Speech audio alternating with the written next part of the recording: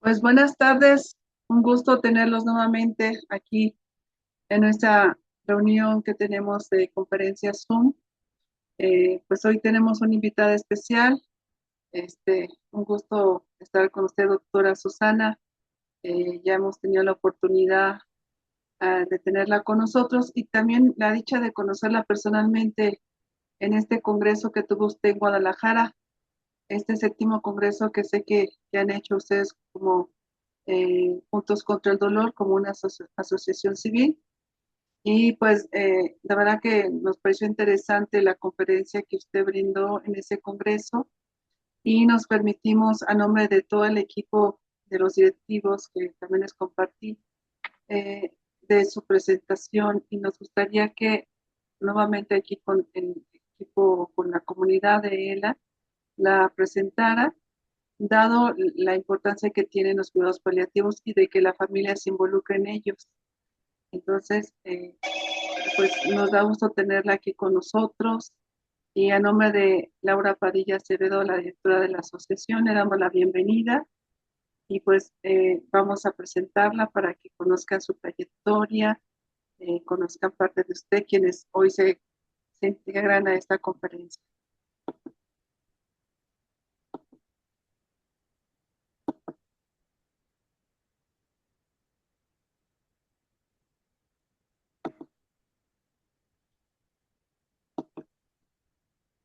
Bueno, vamos a hablar de su formación académica. Ella tiene una maestría en cuidados paliativos, avalada por la Comisión Nacional de Formación Continua del Ministerio de Sanidad y Consumo de España. Estuvo 2 años por allá en estas fechas. También tiene la especialidad en bioética del Centro de Estudio de Investigaciones en Bioética de 2007 a 2011 y adiestramiento clínico del 2003 a 2004 en cuidados paliativos en el Hospital Doctor Negrín de Las Palmas de la Gran Canaria, España. Y pues bueno, refiere mucho a este doctor con el pionero en cuidados paliativos, el doctor Marcos Gómez Sancho, y es egresada de la Universidad Autónoma de Guadalajara con el título de médico general. En cuanto a su experiencia laboral, ella tiene 30 años de vida consagrada, ella es religiosa también. Es coeditora del libro el control de signos y síntomas de la primera edición mexicana de 2019 y es profesor en el campo clínico de la Facultad de Medicina de la Universidad Autónoma de Guadalajara de 2014 a la fecha. Y también tiene la dirección y conducción del programa El Cirineo, dirigido a enfermeros y su familia, los lunes en Radio María del 2015 a la fecha. Es ganadora del premio, bueno, ahí lo tienen abreviado, si me ayuda con estas siglas, le agradecería, doctora. ¿De qué premio es usted ganadora?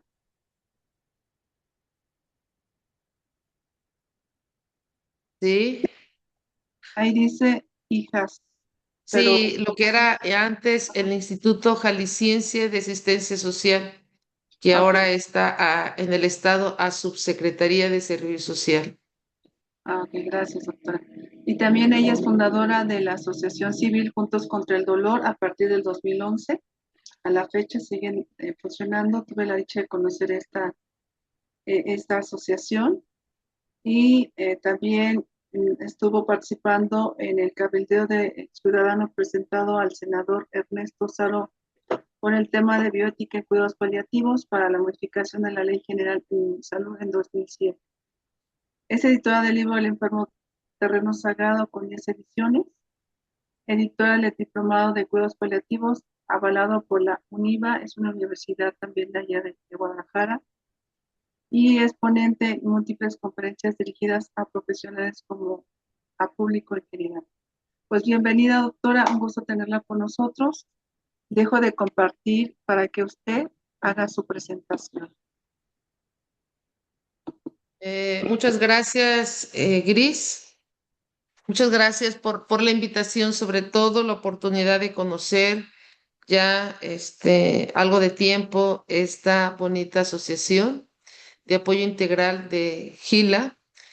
también que nos ha tocado ver algunos pacientes, aunque yo en mi área paliativa ya más de 20 años, pues hemos tenido bastantes pacientes de ELA, ¿no? Y que ha sido pues parte por la enfermedad, este, uno de las áreas que ya corresponden al área paliativa, al cuidado, al acompañamiento, todo lo que es paliativo, no solamente, pues que muchas veces tenemos la idea que es el cáncer o que sea el VIH o que sea alguna enfermedad crónico-degenerativa. Dentro de ellas está la esclerosis lateral, está, qué sé yo, el problema de Alzheimer, fibrosis quística, cuántas enfermedades que ponen en alto riesgo la vida de la persona.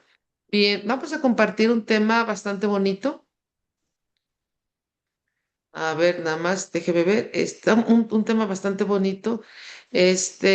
¿Por qué? Porque va a tener que ver mucho con la situación de nosotros en relación si tenemos un enfermo en casa, nuestra condición, este, nuestro aporte, nuestro trabajo, qué vamos a hacer, cómo vamos a trabajar, son las situaciones que tenemos que considerar, sobre todo la familia, cómo incluirlos en el plan de cuidados paliativos. Es un área muy importante y que tiene que ser no solo necesaria, indispensable.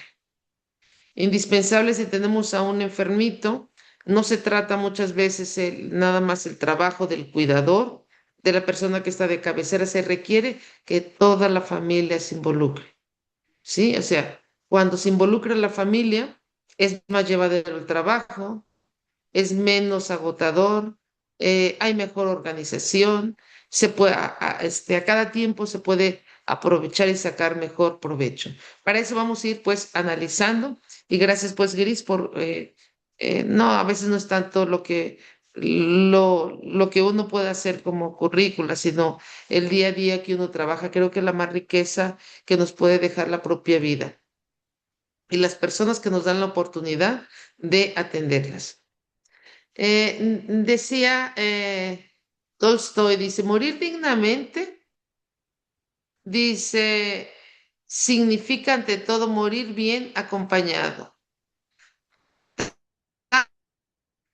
tanto desde el punto de vista humano, tanto desde el punto de vista, significa ser asistido en toda la integridad corpórea y espiritual. Significa morir sin sufrir y necesariamente digna, significa morir con conciencia y esperanza. Sí, pero vamos a ver todo esto qué es lo que va a implicar. El paciente, los cuidados paliativos, como voy a poner para complementar lo que implica esto del paciente, sí es importante considerar algunos puntos, sobre todo rápidamente en su definición. ¿Qué son los cuidados paliativos? Es una atención total, activa y continuada de los pacientes y su familia. Si se fijan, es la única área del área de salud que va a tener que ver como ese equipo y esa manera de trabajar, no solamente con el paciente, sino también un agregado con la familia, por un equipo interdisciplinario, cuando la expectativa no es la curación, ¿sí? Sino el control de síntomas, dolor y sufrimiento. Entonces esto lo hace más complejo porque la mayoría de veces buscamos nada más ver la situación del enfermo, signos, síntomas, abordaje terapéutico, todo. Pónganle cualquier patología, todo el mundo, todos los médicos nos enfocamos en esa área. Pero en el área paliativo, no solamente es el paciente, tenemos que ver toda la complejidad de la familia. Si es disfuncional, si es matriarcal, con cuántos miembros se cuenta, qué es lo que debemos hacer. Es toda una complejidad. ¿Por qué? Porque la familia va a tener un papel tan importantísimo que va a ser el 50% de este manejo paliativo, ¿sí? Va a ser el 50% en el manejo.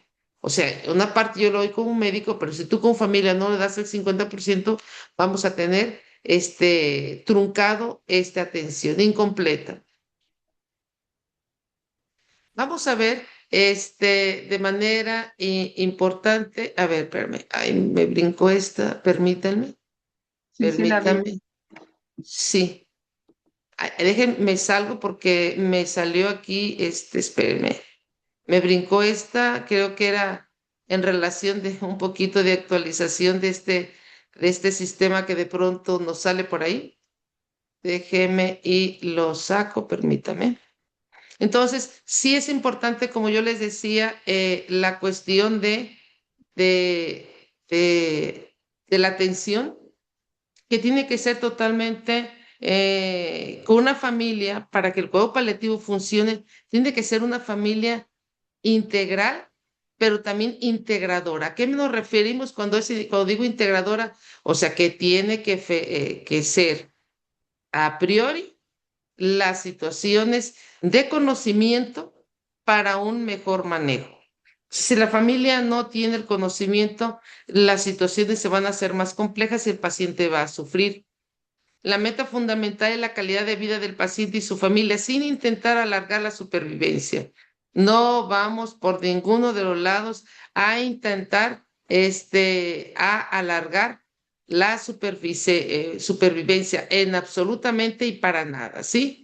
O sea, no se trata de que el cuidado paliativo, de pronto la gente cree que tenemos que el cuidado paliativo va a implicar, no sé, alargar la vida. No. No se trata de alargar la vida, pero sí también hay personas que ahorita hay de pronto mala interpretación, mal concepto a la hora de decir de paliativo porque lo están mirando como una amenaza. Es que si me dices de paliativos, quiere decir que el paciente se va a morir. No, no significa que el paciente se nos vaya a morir. Vamos a ir esto analizando poco a poco y cómo va entrando la familia como una parte necesaria, indispensable para que nuestro paciente muera dignamente. ¿Cuáles van a ser las necesidades a cubrir? Eso es muy importante. La necesidad que se tiene que cubrir van a ser tanto físicas, psicológicas, sociales y espirituales del paciente, no solamente del paciente, también tiene que ser de la familia. Esto es lo que lo hace complejo, porque aquí vemos a nuestro paciente, sí, todo el mundo pensamos en el paciente, pero todo el mundo tenemos que tener muy claro que también es la situación y condición de la familia. ¿Por qué? Porque si yo como médico, yo no pienso ni me fijo en ti como familia, corro el riesgo de que la familia se me agote, caiga en un burnout, que la familia lleve a una situación de difícil manejo, agotador, con pocas herramientas. Aquí tengo que tener en plena seguridad las herramientas que está teniendo la familia para este manejo. Esto es lo que lo hace en el área paliativa mm, un trabajo doble, porque yo cuando llego a cuidados paliativos a ver a la familia, al paciente, yo no solamente me voy a quedar con la situación del paciente, claro que no me voy a quedar con la situación del paciente. ¿Por qué? Porque yo tengo que ver también la condición de la familia. ¿A qué me refiero? Yo tengo que ver si la familia en qué condiciones está, ¿sí? Yo tengo que ver que la familia esté bien, tengo que ver que la familia, por ejemplo, el cuidador principal, en qué condiciones está, si es diabético, si es hipertenso, si cómo está la dinámica familiar, cómo están las situaciones de cuidado. ¿Es la una persona? ¿Es la única persona? ¿Hay otros cuidadores? ¿Qué capacitación tienen? ¿Qué formación tienen? O sea, es un trabajo bastante arduo. Mientras no se trabaja con la familia, pone en riesgo la calidad de vida del paciente, pone en riesgo realmente que el trabajo sea confortable, sea digno para el paciente. ¿Por qué? Porque es un papel muy desgastante, demandante, esclavizante. Entonces, cuando la familia conoce, cuando el médico paliativo es capaz de reunir a la familia, involucrar, decir qué hay que hacer, qué no hay que hacer, diagnóstico, pronóstico, dinámica en la familia, cuidado emocional, todo en realidad al girar alrededor del enfermo es más llevadero, tanto para el enfermo como la familia. ¿Cómo incluir a la familia en los cuidados de su enfermo? ¿Cómo lo vamos a ir incluyendo de esta premisa de reunión? El médico que no es paliativista, generalmente maneja y da resolución a acompañamientos de pacientes únicamente al puro paciente y al cuidador. Eso no es un abordaje adecuado paliativo. ¿Por qué? Porque tiene que tener a la familia.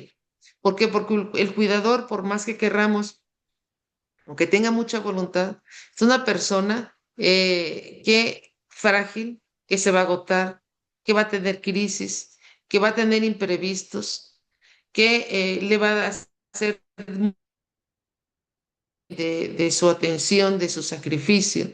Va a haber momentos de desvelo, va a tener sus necesidades, se va a estar sacrificando una vida totalmente hacia el paciente. Entonces, esto va a ser indispensable. Yo siempre digo, el médico que ve a un paciente paliativo, un paciente con ELA, y no congrega a la familia, porque alguien dirá, ¿cómo congrega a la familia? Sí, hay que reunir cuántos miembros son, porque desde ahí se va a hacer el planteamiento terapéutico. Y vamos a ver con qué herramientas cuenta la familia, cuáles van a ser sus fortalezas, sus oportunidades o sus dificultades. Porque aquí nos van a empezar a resultar muchos miedos y mucha incertidumbre como familia, miedo a que vaya a sufrir mucho nuestro paciente, miedo a que no vaya a recibir la atención adecuada, sobre todo a los cuidadores, los mismos cuidadores. No sé si yo dé al 100, es algo muy común de la familia. No sé si lo estoy haciendo bien, no sé si por mi culpa se complicó, no sé si por mi culpa está muriendo, no sé si algo hice mal. Miedo a hablar con el ser querido acerca de la muerte, claro.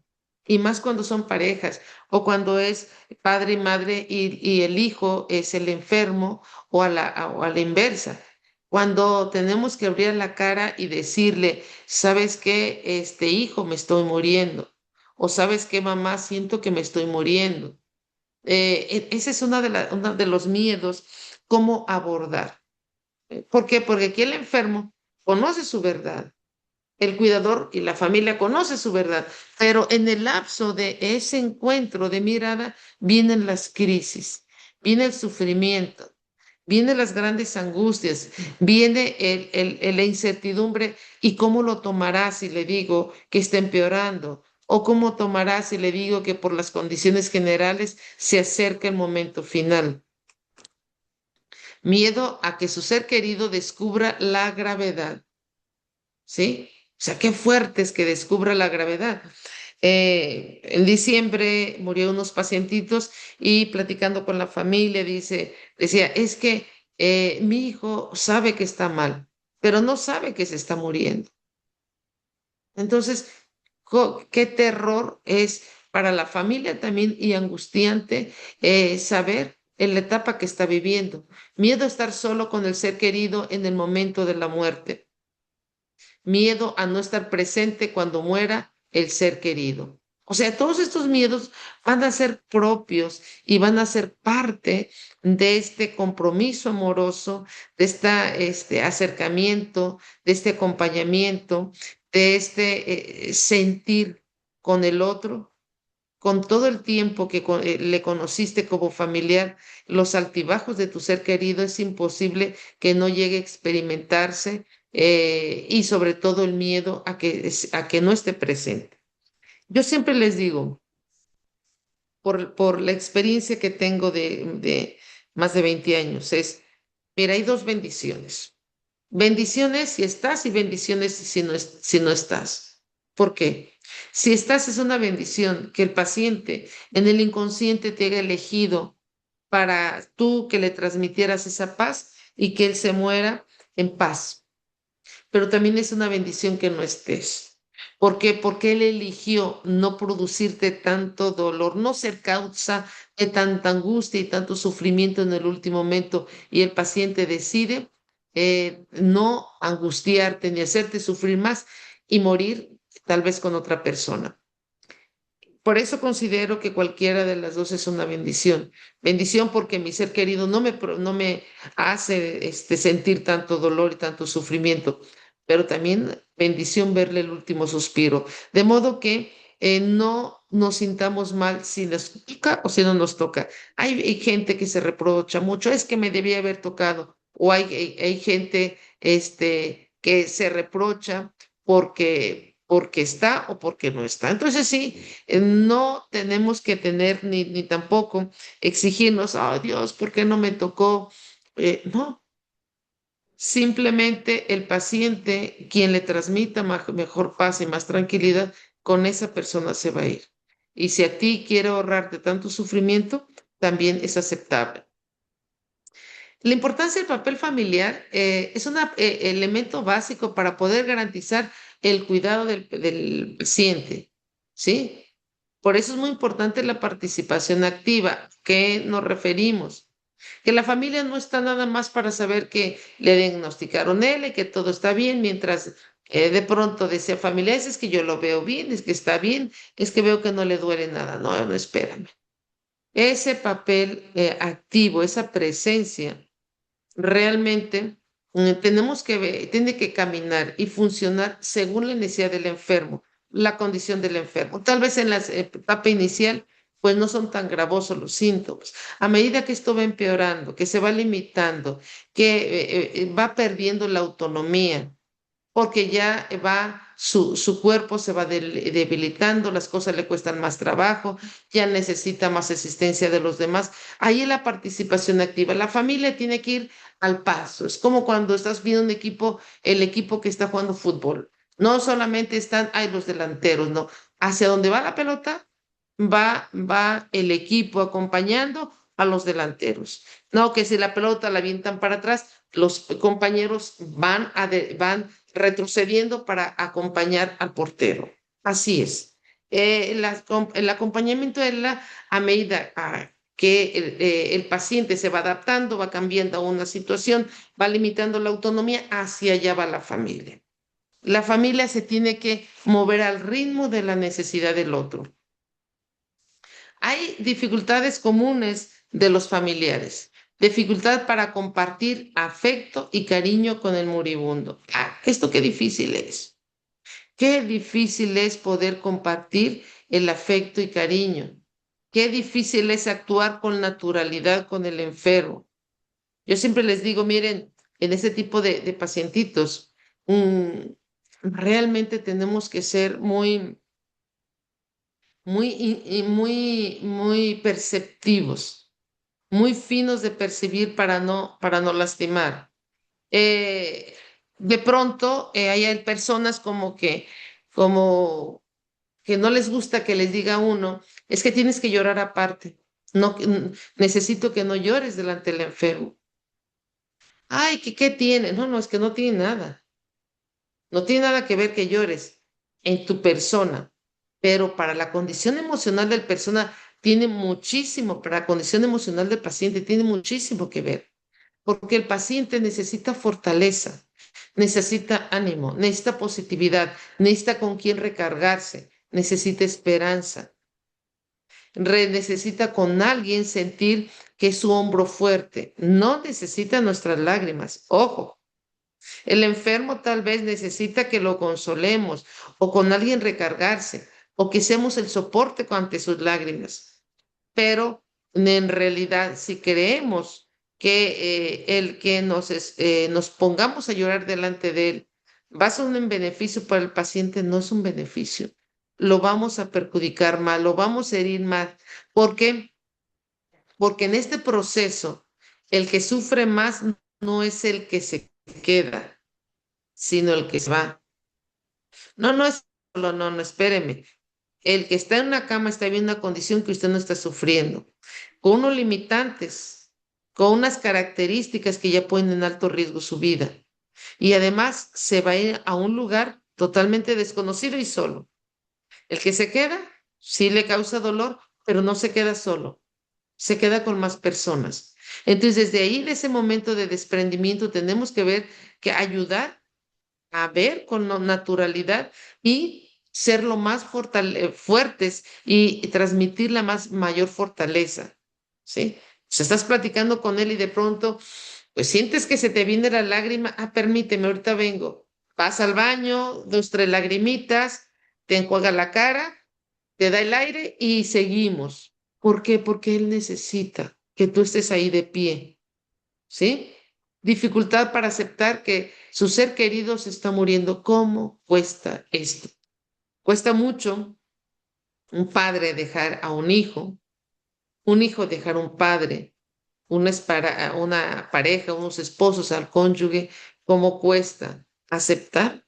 Yo le decía a un paciente, deja a tu hijo ir. Y la madre se quebraba y decía, ¿cómo me cuesta decir, hijo, si te quieres ir, vete? Entonces, no es algo tan fácil. Por eso, la sensibilización, la capacitación, el acompañamiento del equipo paliativo, el equipo que, por ejemplo, quienes incluyen el equipo de paliativo, no solamente el médico paliativo, incluye la enfermera, incluye la psicóloga, incluye igual si tienes trabajo social, y si tienes rehabilitación, si tienes nutrición, si tienes asistente espiritual, todos van a ser las fortalezas para nuestro paciente. Dificultad para asumir las responsabilidades que tiene el enfermo. A veces también nos cuesta mucho asumir las responsabilidades. Asumir las responsabilidades que el enfermo de pronto tenía, si trabajaba, si tenía a su cargo determinadas compromisos, también es porque se va a agregar a la actividad que ya se tiene en el limitante del paciente, de que lo estoy atendiendo, se va a multiplicar. Por ejemplo, pensemos en una madre joven y que tiene niños. Bueno, la dificultad para asumir todo lo que esa madre joven hacía, lo que ese padre hacía. Si el padre era el proveedor, la dificultad, ¿por qué? Porque ya no van a ser los mismos ingresos y porque la dinámica del hogar va a cambiar. Dificultad para cuidar del paciente. Ante todas las situaciones que te vienen inesperadamente, la vida del cuidador, la vida de la familia, todo va a dar un giro de 390 a 400 grados. O sea, dice, no sé qué dice correctamente, 365 grados, porque llegaríamos al mismo punto que hay más allá. Claro que sí, la dinámica todo se multiplica y todo se dificulta, sobre todo en horarios, quienes ya tienen trabajo. Dificultad para continuar sus relaciones con el mundo externo. Eh, Hace días, una voluntaria muy querida, ya con más de 12 13 años de conocernos y de estar con un compromiso con las personas, sale esta voluntaria con un tumor en la cabeza. Y ahí es doloroso, pero yo le comentaba, oye, digo, el grupo de voluntarios son bastantes, son como más de 100. Les comento de tu enfermedad, dice, me cuesta trabajo porque muchas las conozco y muchas de esas grandes amigas tienen relación con mi grupo de amistades, con familiares cercanos, y me cuesta relacionarme. No estoy preparada ahorita todavía para que le digan que yo tengo probablemente un cáncer. O sea, no es algo tan sencillo. La dificultad, ciertamente, ¿por qué? Porque de pronto no quieren tener la gente el exterior y tú como familia te impones, ay, pero ¿qué tiene que venga tu comadre? O hay que tiene que venga tu prima o o mi tía no tiene nada que ver, espérame, el enfermo y que tiene que, pues mucha gente tiene enfermedades así, la cosa no es así. Es una de las situaciones que tenemos que respetar y ver que tenemos que caminar al ritmo del paciente, no al ritmo de lo que a mí se me ocurre. Dificultad para despedirse de su ser querido y darle permiso de morir. Ya lo comentábamos. El objetivo de la terapéutica con la familia, ¿cuál va a ser el gran objetivo? Ayudar a las familiares a la adaptación a una enfermedad altamente mortal o terminal, potenciando las herramientas que tiene para hacer frente a la situación.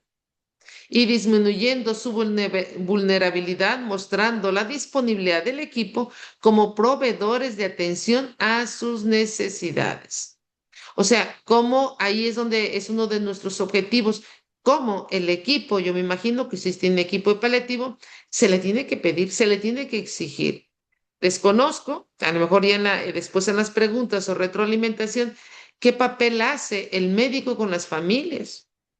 Si los capacita, si los acompaña, si está al tanto de todo, si ante las veces que sea necesario, el equipo médico, el médico paliativo, tiene que estar abordando la familia. Oiga, pero si ya se habló el mes pasado con la familia, son conscientes, ¿sabes qué? Doctor, fíjate que hay dudas y la familia tiene de pronto incertidumbre ante determinados manejos. Ok, hay que reunir a la familia, pero pues algunos médicos lo resuelven. No es que esté mal, es que no es la forma adecuada. Es mamá, si un miembro y sin varios están involucrados, nadie vamos a pensar igual. ¿Estamos de acuerdo? Nadie vamos a pensar igual. Y como nadie pensamos igual, puede haber opiniones contrarias, diversas, y que hay que aclarar bien en materia de tratamiento, sobre todo cuando son nuestros padres. Unos quieren un proceso, otros quieren otros quieren brincarse la voluntad del paciente. Ayudar a las familias a cumplir con su función cuidadora como medida saludable de participar en el proceso de duelo que están viviendo. Esta es la forma que dicen muchos autores, muy saludable. A medida que una familia se involucra con el paciente, disminuye el duelo patológico, disminuye la complejidad de una depresión después del fallecimiento, de una situación de afrontamiento difícil. Disminuye, ¿por qué? Porque tanto el enfermo ayuda, quienes se integren en su cuidado, va a ayudar a disminuir el duelo patológico, porque igual como el enfermo, la familia se cansa, se desgasta, se agota. La familia se ve también en algún momento en crisis. Y esta forma del miscuirse, de desgaste, lleva a la familia a la vez, aunque sean emociones, sentimientos encontrados, una satisfacción de me cansé, perdón, di lo mejor, estuve ahí. Entonces, son aspectos muy valiosos, que cuando el paciente descansa, también la familia descansa y dice, bueno, yo como alguien que yo visitaba, de alguien que había fallecido en la funeraria, decía, yo se me cayeron las lágrimas, pero ya en esta altura creo que es un descanso para el paciente y un descanso para mí. Y en esta altura, ya verlo como despedida, siento mucha paz y satisfacción. ¿Por qué? Porque estuviste ahí. ¿Quiénes van a sufrir? Los que no estuvieron. ¿Quiénes se van a lamentar y van a tener probablemente un duelo patológico, una situación posterior, de conciencia, porque la conciencia nos cobra? Aunque digas que todo está bien, si hay gente que trata de resolver las cosas con económico y no lo resuelve con su presencia, con su desgaste, es la persona que sufre más. Por eso realmente siempre el miscuirse, desgastarse, es la forma de mayor tranquilidad cuando el paciente fallece. Elementos que influyen en la adaptación de la familia. ¿Qué elementos influyen? El equilibrio psicológico del enfermo. ¿En qué condiciones emocionales está el paciente? Está en ira, desde el proceso de duelo, está en depresión, está en negación. ¿En qué situaciones está en negociación? Tenemos que ver cuál es el proceso. No necesitas hacer muchas cosas, simplemente la siento negado, no acepta la enfermedad, está muy molesto, está enojado con Dios, con todo. Entonces, aprender a interpretar eso es valiosísimo, pero tenemos que conocer estas pautas, las cosas esos elementos que van influyendo para poder saber en qué condiciones está yo como familia descubrir a mi paciente. Gravedad de la enfermedad. No es lo mismo cuando se está iniciando en un proceso de ELA que cuando tenemos ya un ratito de complejidades, de limitantes, de ingesta, de respiración, de los esfuerzos mínimos. Va a depender el grado de gravedad en que se encuentra. No es lo mismo, insisto, al inicio que pareces tener algo y pareces no tener nada, que cuando pasan los meses o pasa un año y ya la dificultad, ya la autonomía ya te va limitando en el día a día, en el enfermo, sus actividades y lo poco que pueda hacer desde, por ejemplo, cosas personales, desde bañarse, de ir al baño. Eso va a ir implicando de manera importante. Va a tener que ver la edad. No es lo mismo que tengamos una persona de 40 años a que tengamos una persona de 70 años. ¿Por qué? Porque las personas, conforme la experiencia de vida, van a tener más cercano o más lejano situaciones de objetivos, de proyectos que cumplir. Por ejemplo, los proyectos y los objetivos de la vida de una de persona de 40 años es distinta a una de 70. Mientras una de 70 puede decir, yo tantas cosas que he vivido, yo tanto que he disfrutado, mis nietos, la de 40 años, lo primero que se va a preguntar es que tengo 40 años, como decía una paciente, no veré más a mis hijos, no solamente no los veré, no los veré concluir sus carreras, no conoceré mis nietos. Entonces, eso va a tener que influir de manera importante. El impacto emocional sobre la parte enferma. Hay pacientes que les agobia mucho el comer. Y hay pacientes que les va a agobiar mucho, que no les importa el comer, sino les importa el respirar. Aquí tendremos que ver de qué manera la esclerosis va a ser más contundente en el limitante y la funcionalidad de la persona. ¿Sí? Yo he conocido personas que hasta la última semana dejaron de comer. Hasta la última semana, todavía 2 días antes del fallecimiento, se tomaron sus traguitos de jugo o de licuadito.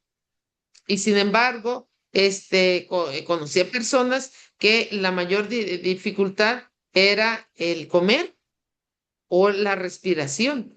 Entonces sí tendremos que ver qué es lo que le impacta, porque algunos, a medida que se es más joven, tendría que tener, según si es soltero, si es casado, va a tener el impacto simplemente, si es una persona soltera, como me ha tocado conocer, que tiene sus salidas con sus amigas, que era profesionista. Entonces, el impacto es, ya no puedo salir ni siquiera al jardín con mis amigas, si no dependo de un aparato para respirar, de una silla de ruedas, o sea, vamos viendo. Por ejemplo, un paciente o el papá de una voluntaria, que eso no importaba para él, él le importaba la situación de respirar porque tenía que competir entre el respirar y el comer. Entonces, había que, de manera importante, junto con la familia y con los terapeutas, que se vaya viendo cuáles son las situaciones que se tiene que tener claros en el objetivo real que está viviendo semana a semana, día con día el paciente, para saber cómo va a influenciar y cómo tenemos que ayudar. Tipo de tratamiento. No es lo mismo a un paciente que todo el tiempo ha estado con el CPAP, con su ventilador. No es lo mismo a que un paciente que lo utilizó poco hasta los últimos meses de su vida. Esto es muy importante, ¿sí? ¿Por qué? Porque cuando la persona realmente ocupa un tratamiento que le permite hacer más funcional, salir más a la calle, como que no es que no tenga la enfermedad, pero aprende a sobrellevarla saliendo. Yo recuerdo este papá de esta voluntaria, cómo su aparatito se llevaba en el carro, cómo iba al mar con su aparatito y no les causaba ningún problema para seguir respirando. Mientras para otros era un desafío, era una fatal angustia salir un metro de su casa a la banqueta con un aparato, o sea, sentía que si se iba la luz, si pasaba algo, se iba a morir. O sea, tendríamos que ver todo esto, cómo influye y el rol social. El rol social va a tener que ver mucho quiénes dependen del enfermo. ¿Tiene hijos? ¿Tiene cosas que tiene que resolver? Oye, es una persona que ya no depende. ¿Por qué? Porque una persona de 40 y pico años que tiene hijos, pues todavía no es que dependan, pero todavía, en cierta manera, cuando tiene hijos en casa, se sienten con esa responsabilidad. Al que tiene 70 y tantos años, pues ya no tiene una igual la responsabilidad, ya de alguna forma los hijos tienen su vida. Impacto del factor familiar. El uno, nos tiene que quedar claro que la principal dadora y receptora de cuidados es la familia, porque participa activamente, hay mayor satisfacción al ayudar, porque la familia armoniza el ambiente. La familia facilita el proceso de duelo y disminuye el duelo patológico, como dijimos. O sea, el que la familia esté así en el conocimiento de todo va a propiciar que el ambiente sea mejor para el enfermo y que va a asegurar que el enfermo muera más tranquilo, esté con menos crisis, porque él percibe esa dinámica de cuidados en el equipo de familia. Los cuidados elementales que tenemos que tener específicos, por ejemplo, el cuidador. El precuidador, si es uno o dos, tiene que estar al día con todos los cuidados, al día con todas las situaciones que se presenten y saber que los otros objetivos va a ser comodidad y confort, el máximo confort. En pocas palabras, que el enfermo no sienta que se está muriendo, no aumentar el sufrimiento. A medida que la familia conoce más esto, disminuye la situación de sufrimiento en el paciente. Enseñar al enfermo y a su familia cómo tenemos que coordinarnos y cómo tienen que ser esos cuidados. ¿Qué hacemos en un abordaje inicial en la primera cita? El profesional yo me presento. Si yo voy a un domicilio, eso debería ser. Bueno, ya ustedes me compartirán si en la amistad domiciliaria realmente sienten que el médico paliativo, el médico que los visite, está haciendo esto. Es presentarse, establecer marco de confianza. Lo primero, cuando llevo una familia que se juntan mucho, le digo, primeramente, yo no vengo a hacer milagros, que quede claro. Vengo realmente a reforzar. Mi objetivo es que no sufra tanto, que el dolor sea controlable, que los síntomas de asfixia, de crisis se puedan sobrellevar y que ustedes sepan, en ausencia de un médico en la noche, qué hacer. ¿Por qué? Porque las familias que tienen un paciente con ELA salen perfectos expertos. Expertos para todas las crisis, mañana, tarde, noche, saben qué hacer. La misma experiencia los va perfeccionando.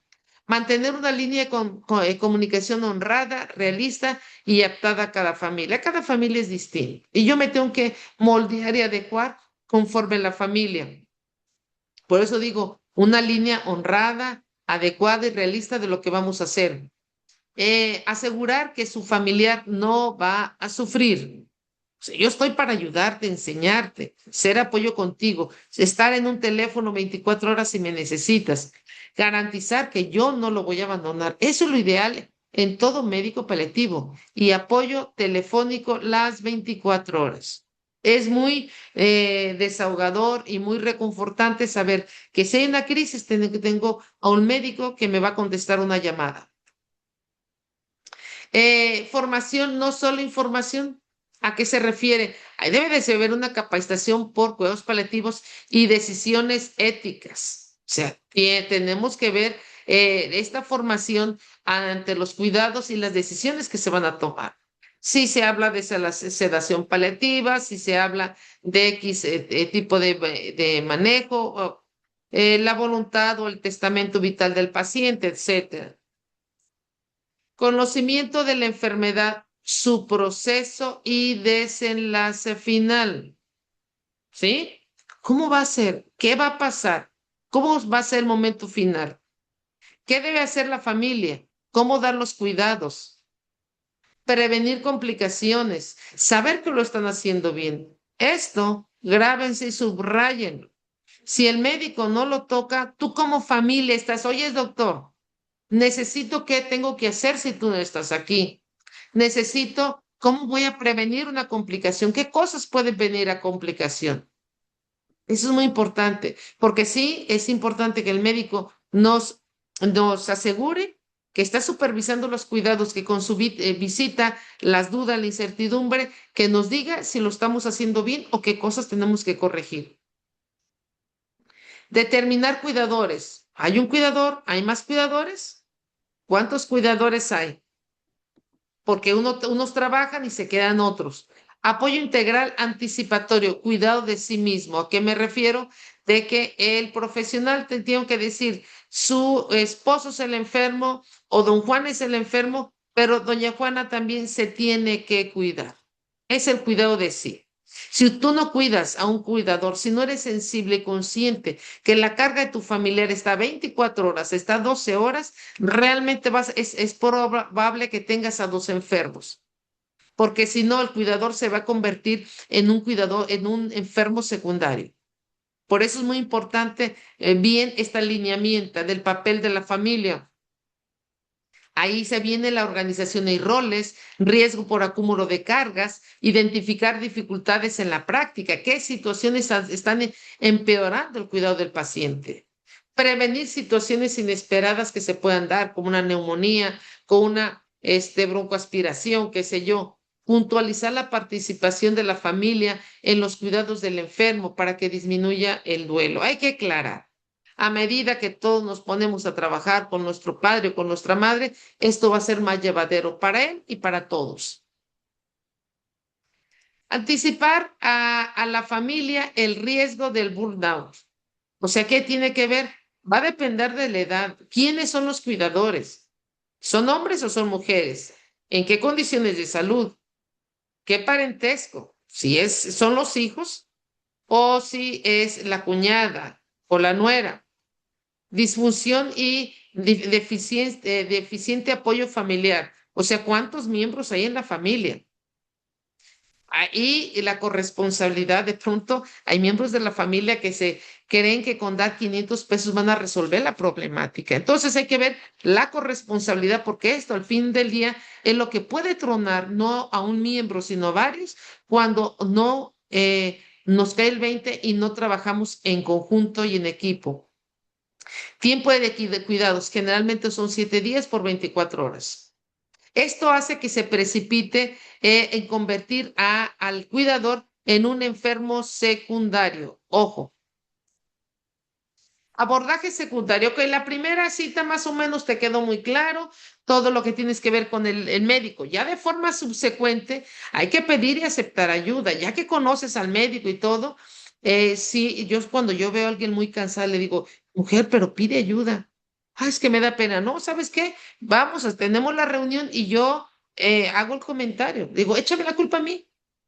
Es que la doctora nos quiere reunir, porque a veces son reacios a que alguien los quiera reunir. Sobre todo, nadie es profeta en su tierra. Le digo, échame la culpa a mí. Entonces ya cuando me dice, la doctora quiere reunirlos es porque yo tengo que ver la responsabilidad de proteger al cuidador, que no me venga abajo el cuidador, porque si no, el trabajo de mi paciente se va a venir abajo. Entonces, decirle, ¿por qué no has pedido ayuda, Juanita? ¿Por qué no has pedido ayuda? Y luego la familia, sí, no nos has dicho nada. En familia es distinto cuando el que coordina es el médico o es el psicólogo, es la enfermera. Implicar a otras personas en el cuidado, hacer reconocer sus propios límites. Y hay que ser realistas. O sea que no podemos, con nuestro cuerpo y nuestros limitantes, no podemos dar de sí los 7 días y las 24 horas. Cuidarse primero a sí mismo para evitar ser otro paciente. Ojo, sostener y reforzar el potencial de apoyo familiar y sobre todo limar asperezas. No tocarse temas candentes que podamos ser división en la familia. Yo eso lo abordo mucho en el equipo y simplemente hago un lado. No vamos a trabajar situaciones de diferencia y de diferencia en relación con la dinámica del paciente tiene que ser de la banqueta fuera de la casa. ¿Por qué? Porque como es en familia, cualquier cosa que hagamos, discutamos, va a afectar a nuestro paciente. Ayudar a optimizar los recursos y la capacidad de la familia para resolver problemas. ¿Qué situaciones podemos optimizar? ¿Con qué situaciones podemos contar? Yo, por ejemplo, recuerdo hacerles mención de lo que puedes optimizar cuando tienes muchas veces nietos que no los ocupas para nada y están nada más en el teléfono. Nietos que pueden ser perfectos acompañantes durante horas de 15, 16, 17, 18, 20 años. Entonces hay que optimizar para qué, para que la familia no desgaste pagando a un cuidador. Y ahí podemos evitarnos también situaciones que dificultan la dinámica del equipo. Apoyo en crisis individual y familiar y sobre todo la valoración es de parte, debe de ser obligatoria de parte del equipo paliativo. La familia va a tener necesidad, sí, de una información clara, concisa, realista y respetuosa. Y si no, anótalo. Tienes que exigirlo. Al médico que no te lo da, exígelo. ¿Sí? O sea, yo ando presionando para que la familia se informe porque no pregunta, pero como yo ya sé la información, yo también, y la familia no me pregunta a la hora de la reunión, yo trato de ser clara, concisa, precisa, realista, ¿sí? De asegurarse que se está haciendo todo lo posible por su ser querido, de contar con la posibilidad de comprensión y apoyo del equipo asistencial paliativo, de estar todo el tiempo con su ser querido. Va a ser parte de esas necesidades. La intimidad y privacidad para el contacto físico y emocional.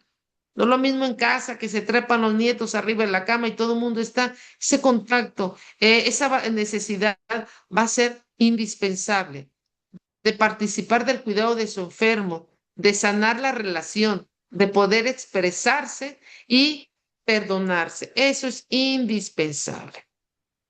Poder expresar, decirle, mamá, tía, papá, perdóname si te ofendí, te perdono si alguna vez fuiste dura conmigo. Esa es parte tiene que ser muy importante para ir cerrando esas etapas y sobre todo de nuestros seres queridos, de compañía y apoyo emocional. Va a ser necesario de echar fuera sus emociones negativas, tristeza, rabia, temores. Se vale el llorarlos, el patalearlos, de conservar la esperanza y del apoyo indispensable espiritual.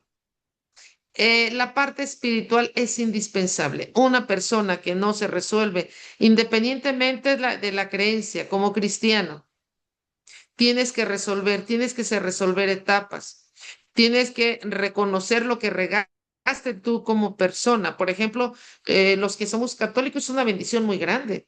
Ninguna, óiganlo bien, ninguna religión tiene una terapia espiritual tan, tan completa, tan extensa para auxilios espirituales, ninguna. Y búscale, judíos, musulmanes, por donde quiera, tibetanos, nadie. ¿Por qué? Porque viene la parte de la reconciliación, viene la parte, por ejemplo, de la comunión, una profunda vida espiritual que te va a conducir a la reconciliación contigo mismo.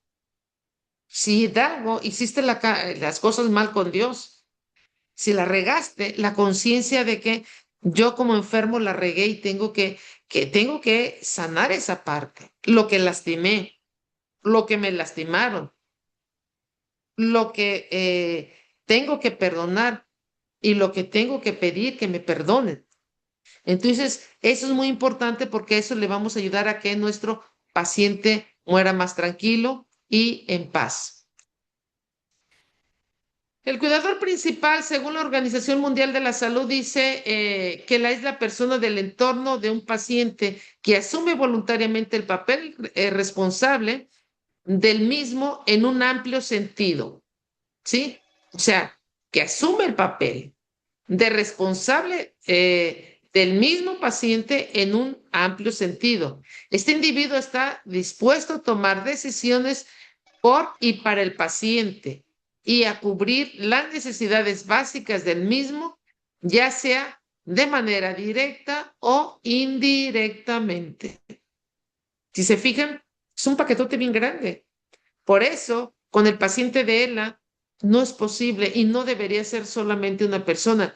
Y la mayoría de veces es solo una persona. Y todavía renegamos como familia. Ay, pues que él ahí vive. Es que no sabes el calvario que es vivir con un paciente, estar suspenso a cada movimiento las 24 horas y el desgaste que lleva del cuidador.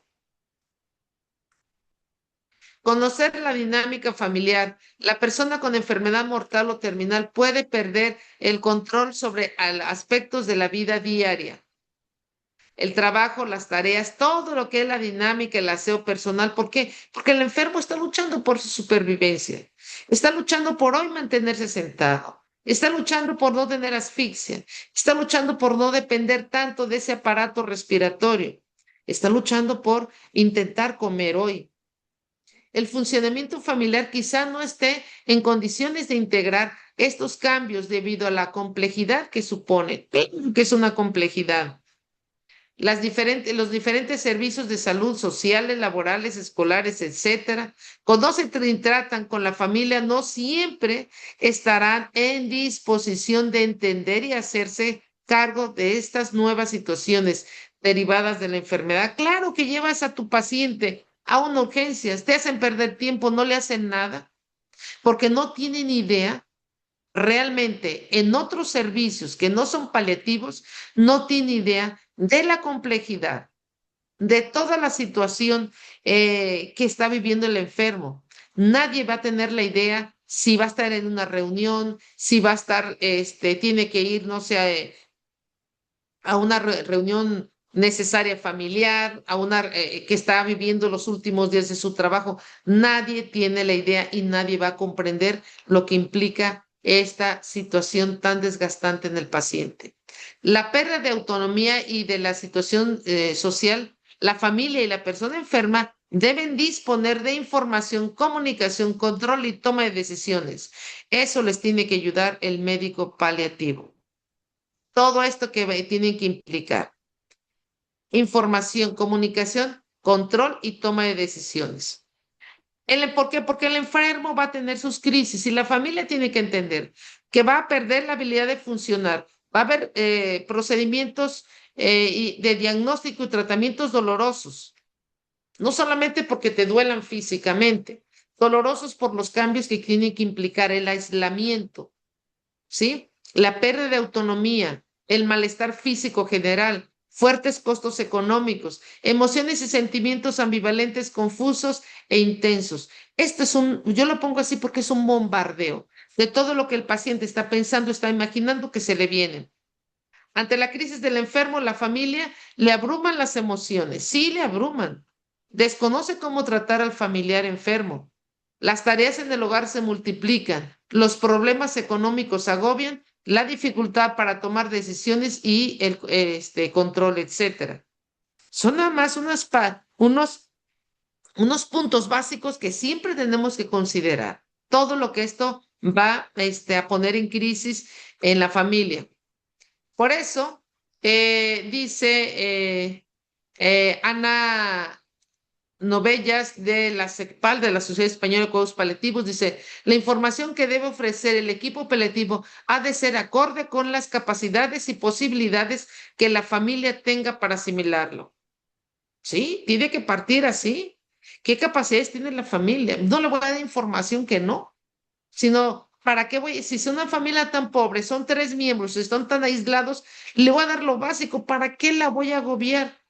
Si no tiene ni el recurso económico, ni tiene de familia, ni tiene más quien lo apoye, tengo que ser yo más como equipo, por ejemplo, aquí en Guadalajara, de soporte, que es lo que tenemos, que tuvimos, hemos tenido varios aquí de ELA, muchos que hemos tenido de ELA, y que era una hermana, una de los cuadros que tanto me impactó, una hermana que ya no tenían papás, eran nada más dos hermanas, nada más tenían tíos y tenían primos.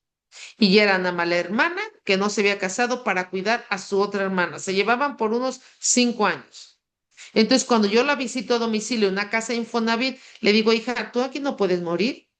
tenía que ir a adaptar la situación de enfermedad acorde a la capacidad y posibilidad que tenía. Necesitas un equipo, necesito yo entrarle como equipo por la familia que no tienes. La paciente y la familia estuvieron de acuerdo y cuando ella, la paciente, estuvo preparada, ya le hizo con la seña, ya no podíamos ya hablar, que la trajeran a la clínica y aquí murió en la clínica. Entonces tenemos que ser muy adaptados a las necesidades. Otros factores que, ya casi para terminar, que van a influir, relaciones familiares y conflictos previos en la familia. Híjole, ¿cómo influye? Esto es lo que más, si ustedes me dicen de todo, esto es lo que más me desgasta como médico. Tener que equilibrar para acomodar el terreno y el panorama y para que el enfermo realmente pueda tener esa acogida reconfortante. La historia de pérdidas, formas de manejo y adaptación, tipo de enfermedad y muerte, recursos socioeconómicos en la familia, vivienda, herencias, disputas, red social de apoyo externo, nivel cultural, educacional y emocional, interpretación adecuada de la enfermedad. Todo eso tenemos que verlo. Y todo esto también influye en más o menos según lo que el paciente haya vivido. Reunión familiar es la clave. Fíjense bien, es la clave. Si el médico no te la da, propíciela y dile, doctor, ¿cuándo viene a la casa? Ah, tal día. Y ese día, sin previo aviso de explicar, invita a la familia, siéntalo, doctor, quiero que nos dé 5 minutos.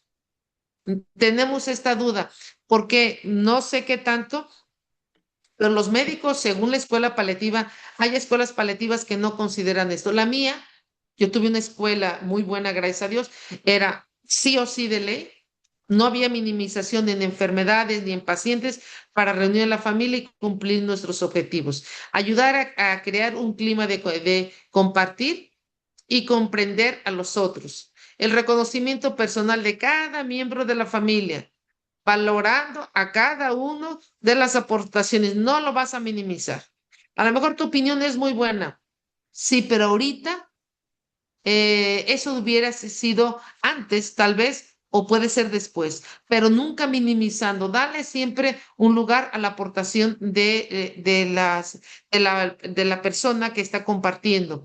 Disminuyen miedos, incertidumbre, se facilita el diálogo entre la familia. Respondiendo sus dudas, preocupaciones, limando perezas entre ellos. Se limes perezas porque tienes un profesional en el medio y el profesional siempre te va a decir, oye, sí, pero la cosa puede ser mejor así, o sea, está un moderador de por medio.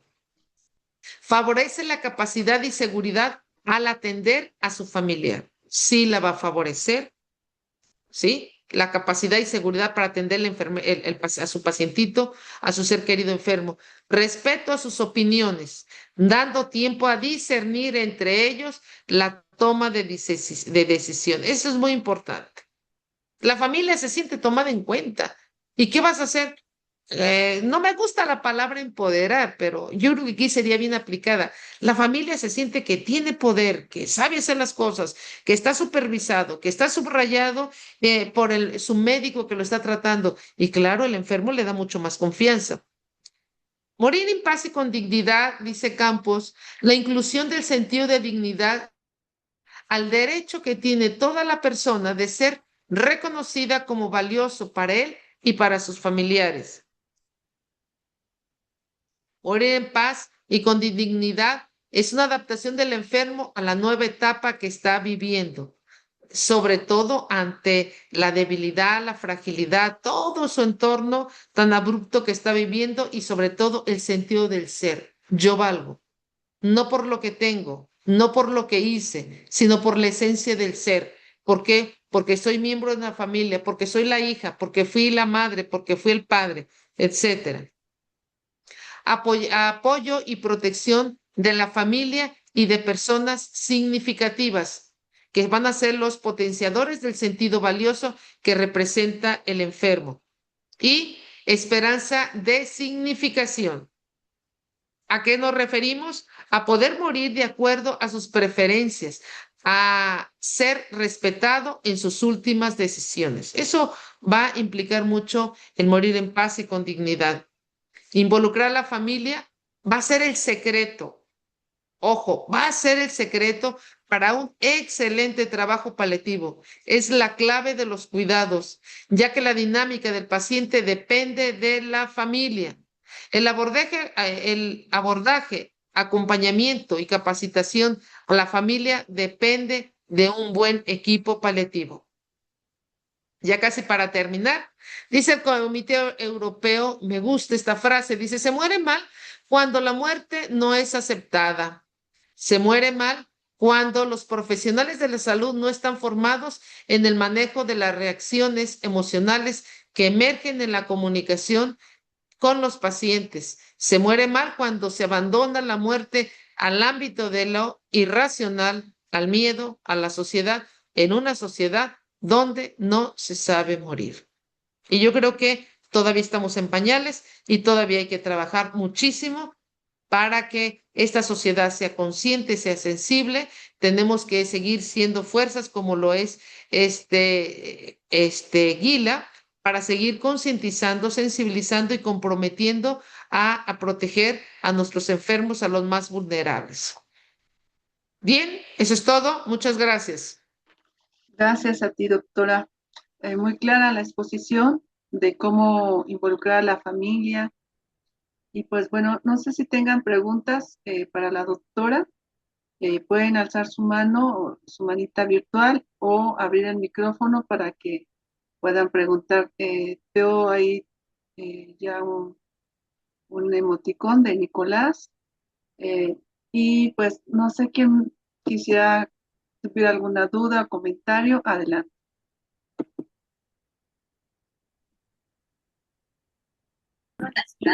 Liz, yo quisiera hacer un comentario. Adelante, Mimi.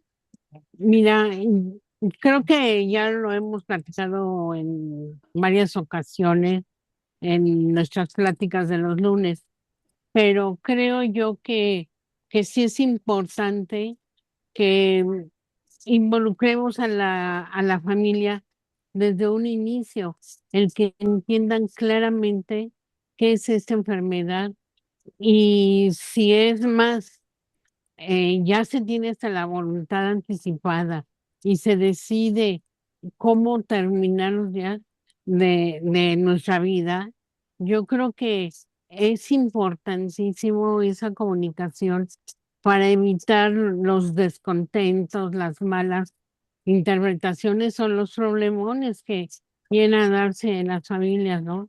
Pero si la familia no se involucra desde un principio, creo yo que si al final del día hasta puede uno terminar solo, ¿no? Porque pues el que es nuestro cuidador del día a día, pues si se nos enferma o se nos muere, pues ya nos arruinamos, ¿no? Ujú. Gracias, Beth. Gracias a ti, Mimi. Muy importante tu comentario. Y creo que la doctora nos ha dado mucha luz de la importancia de trabajar con la familia desde un inicio, efectivamente.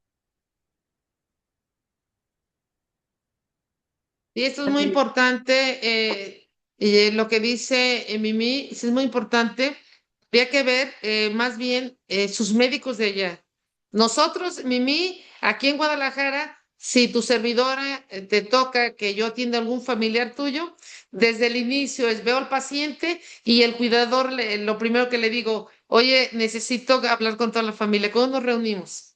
Le doy tiempo, 1, 2 semanitas, pero para que vea que vamos a trabajar a la paz y en equipo. Para nosotros, en el concepto paliativo es indispensable. Yo no puedo trabajar solo y decir, el equipo de trabajo yo y el cuidador. No, efectivamente, tiene que ser en equipo. Entonces, desconozco, insisto, en la forma de trabajo de México, ustedes. Desconozco cómo es la dinámica, cómo es el trabajo paliativo, insisto. Miren, en el congreso de este año que acaba de pasar, que tuve el gusto de conocer a Gris, venía una doctora, la doctora, mis respetos para la doctora Ocio, que venía de la UNAM. de la UNAM, una gran experta en paliativos, con toda una trayectoria muy importante, y también venía la doctora Lisbeth de Costa Rica. Y en ellas, fíjense nada más, la doctora Lisbeth, pues ya con más de 30 años recorridos en paliativista, y la doctora Ocio más de 15 años. Cuando vienen a conocer la unidad y todo, sí tiene que ver la escuela. Ellos desconocen y para ellos, a ellas fueron novedoso la escuela que yo llevé. Y, y si tú vas a lugares, por ejemplo, de España, se trabaja más o menos, más o menos, con la dinámica que yo estoy trabajando. Y sin embargo, ellas tienen otra escuela. En México hay otra escuela. En Costa Rica fue otra escuela. Entonces, por eso digo que va a depender también de qué manera se movilizan, trabaja el equipo paliativo, porque no es que le eche la culpa, pero de nosotros depende que ustedes y sus pacientes estén bien y que su familia esté bien acompañada. Por eso digo, exíjanlo. Si el México no tiene esta dinámica de trabajar los médicos, exíjanles. En el momento que vayan a consulta, el momento que si hace una visita domiciliaria, aquí sí se acostumbra, exíjanles para que realmente el trabajo sea acorde y se puedan cumplir los objetivos, ustedes vivan con más tranquilidad, con un soporte de profesionales, y también vean mejores resultados en su enfermito.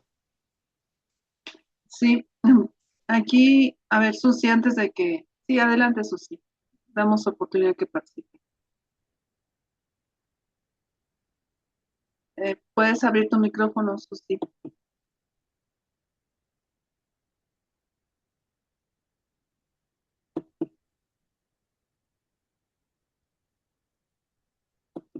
A ver, déjame ver, te ayudo, porque veo que no puedes abrir el micrófono.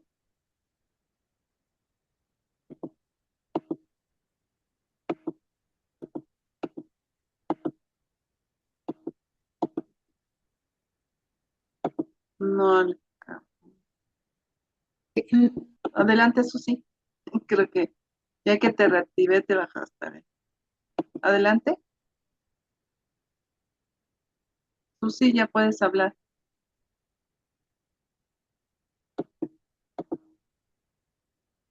¿Me Nuevamente. escucha?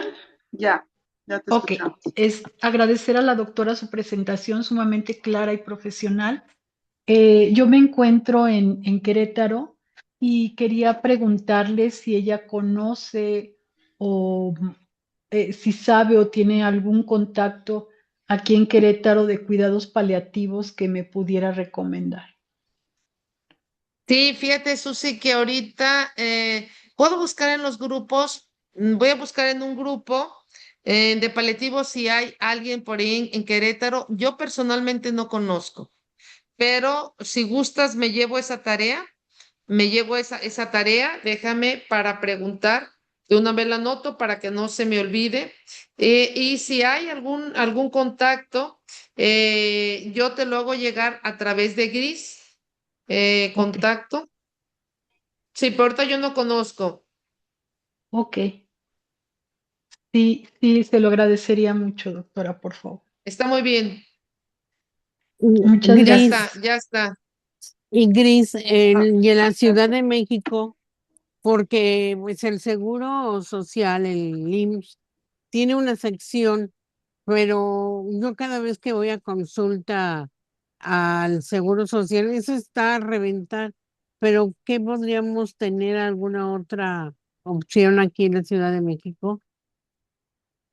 sí, pues mira, está el GEA González, que nos han ofrecido a través de la doctora Templos, no sé si la conozcas, doctora Susana, también es muy reconocida aquí en Ciudad de México. Ujú. Eh, Sé que ella da la atención ahí en el hospital, nos han ofrecido la apertura de los pacientes con ella, y también seguramente maneja la consulta privada. Adriana Templos. Yo por ahí tengo su contacto, igual si lo requieren se los comparto. Y el de la doctora Ocio, también se lo pedí esta vez que la vi, también cuento con el de él. hay otra doctora que nos dio un tema de cuidados paliativos. Están ahí disponibles. Yo creo que le voy a pedir al encargado de redes que nos apoye con este directorio. Gracias, Cris. Gracias, Sí, de qué. doctora. Gracias. Pues bueno, aquí tengo un comentario de Víctor Hugo. Dice, gracias, doctora Lua Nava, un excelente aporte a nuestra labor como familiares. ¿Sí? Y también algo que escuchaba, doctora, cuando no es posible que usted pueda acudir de manera presencial, ¿lo hace a través de alguna videollamada a distancia Así es. con la Mira, familia? he estado, después del contacto contigo, he estado ya dando pacientes a una paciente de, no me acuerdo si es de Morelia o de Uruapan, y ha Ujú. sido fabuloso. La ventaja que cuando tú no puedes, claro, conoces perfectamente la situación, con una videollamada se facilita mucho. ¿Por qué? Porque le das tiempo como una consulta. ¿Sí? Como una consulta, le das tiempo y más que nada con esta paciente era mucha incertidumbre ante la situación de manejo, porque estaba perfectamente atendida. Me estaba diciendo, estoy bien atendida, mi hermana no tiene llagas, está bien, bla, bla, pero ahí ya salieron las preguntas de angustia, salieron las preguntas que eran claves para la paciente, ya que la hermana era su intérprete. Entonces, a mí, bendito sea Dios, puedo decir que la experiencia de ver tanto paciente me facilita. Claro, tal vez hace 10 años no te lo diría tan fácil porque no estás viendo el paciente, pero ahorita con los medios se acerca y más que no estamos hablando de procesos muchas veces agudizados, sino situaciones ante la incertidumbre, ante el manejo, ante las posibles complicaciones, ante qué decisiones tomar. Es muy fácil hacerlo por videollamada y si en algún momento lo requieren, aquí con Gris tienen mi teléfono. Si alguna vez requieren alguna asesoría familiar, yo desinteresadamente, ella ya me conoce, yo los puedo apoyar. Si tiene alguna situación, oye, es una familia que quiere hablar contigo, que esté este paciente, claro, primero tengo que conocer que me tienen antes de que me pongan en contexto con toda la familia. Sí les pido primero una videollamada para conocer bien al paciente, ver desde manejo, ver cuánto tiempo tiene todo, o sea, en larga distancia hago una historia clínica. Ya que hago la historia clínica, ok, le digo, ya veo la situación, lo resuelvo, lo que tenga que orientar en ese momento con el paciente y con la familia, con el cuidador, y ya posteriormente vamos a ver la aclaración y el diálogo con la familia. Me acuerdo, Pero sí, doctora, que, perdone que le interrumpa. sí, Me acuerdo que le preguntaba yo en su conferencia eh, re- de que la reunión familiar pues era específicamente con la familia porque había que abordar temas delicados y por aparte la del paciente, ¿es correcto? sí es correcto. Lo que me refiero que sí primero tiene, para mí es obligatorio el paciente, porque yo necesito en qué contexto estoy trabajando. Tengo que ver cuál es la realidad del paciente para yo decirte y darte una opinión más certera conociendo ya el paciente y conociendo el manejo. Por ejemplo, algún familiar me dice, es que el paciente está bien caprichoso, no se quiere tomar tal medicamento, pero el paciente cuando me dice la verdad, que no me toma el medicamento no es porque no quiera, es que tiene una sensación de asfixia, no sé qué reacción tiene ese medicamento. Entonces yo tengo que interpretar lo que está pasando y decirle a la familia, espérame, no es un capricho, no es que no se quiera tomar el medicamento. Tuve que cambiar el medicamento para ver si teníamos unos mejores efectos sin tener esta sensación tan desagradable que tiene el paciente. Esas situaciones son valiosísimas y que muchas veces, como el paciente no se puede comunicar tan fluidamente, nada más dice, no me lo tomo y tiene que estar interpretando a cuentagota el familiar cuidador para entender que, ¿por qué no se lo quiere tomar? Entonces, pero a veces la familia no tiene la paciencia ni la táctica para saber que tiene que haber una causa por qué el paciente no se lo toma, ¿sí? Entonces, cosas tan sencillitas son muy importante porque la familia se desgasta, piensa o interpreta erróneamente, ya que el paciente pues ya se quiere dejar morir, ni el medicamento se quiere tomar. O sea, todo existe una causa. Por eso para mí es indispensable, antes de ponerme el contexto con la familia, analizar por separado totalmente al paciente para conocerlo. Ok. Y nada más la participación de usted en esta reunión, ¿verdad? ¿No interviene alguien más como la psicóloga Sí, o alguien adicional? sí, sí interviene. O sea, es una parte muy importante, Gris, que has tocado. Cuando yo veo y hago mi historial, en el historial paliativo, no hago preguntas al aire. Tengo un machote de preguntas que tengo que llenar, de antecedentes personales patológicos, medicamento. No lo veo en exploración física, no lo realice, pero le digo al cuidador, a ver, tiene dolor, es que no he evacuado, a ver,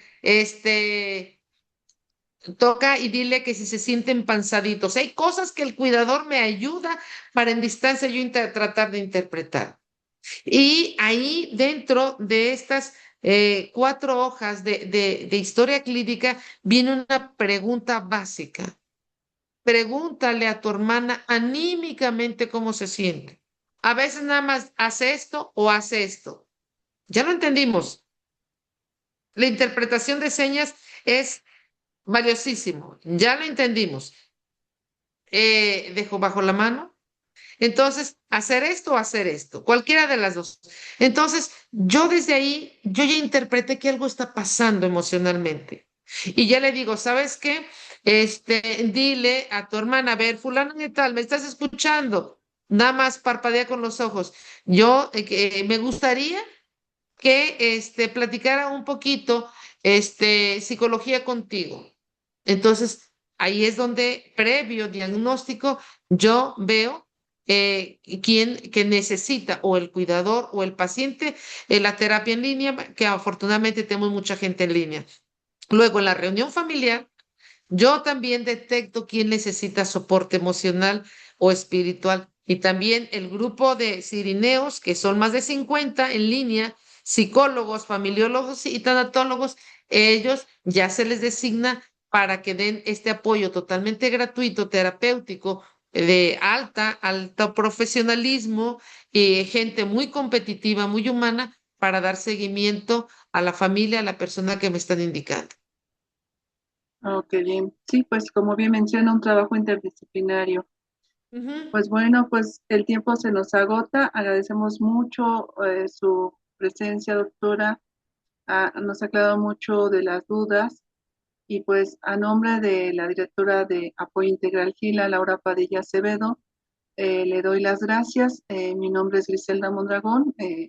Soy la encargada de atención a pacientes y familiares. Y pues nos ha dado mucha luz su conferencia para dar un mejor seguimiento a las familias y a sus pacientes. Pues muchas gracias y que tenga buena tarde, buena noche. Y saludos a todos, Gracias un por gusto haberlos su, visto. gracias por tu invitación, Gris. Muchísimas gracias a todos por su Igual, presencia. esperemos contar Saludos de con usted Guadalajara en con el otro momento. frillito. Gracias, igualmente. Gracias, hasta luego. Hasta luego.